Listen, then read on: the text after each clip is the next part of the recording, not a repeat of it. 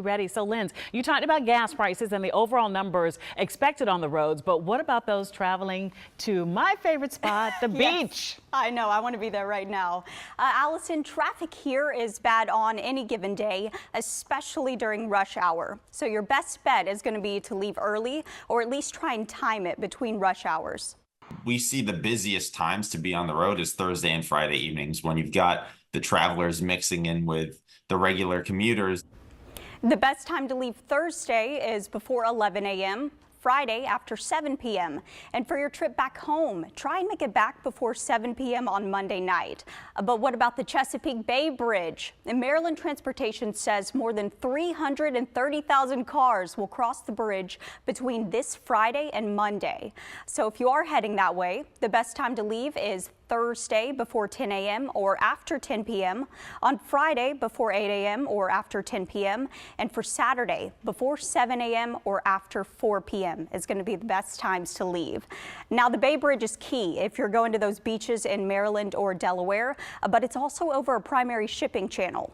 After the accident on the Key Bridge, we wanted to know what this means for the Bay Bridge and for protecting it.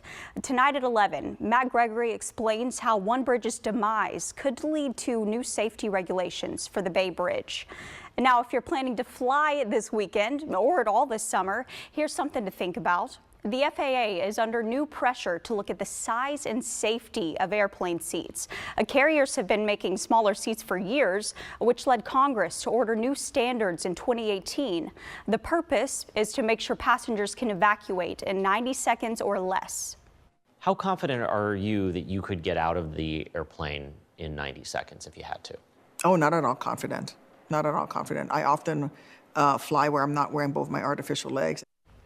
Chris Van Cleve takes a closer look at how their testing needs to change. And that's coming up on CBS Mornings.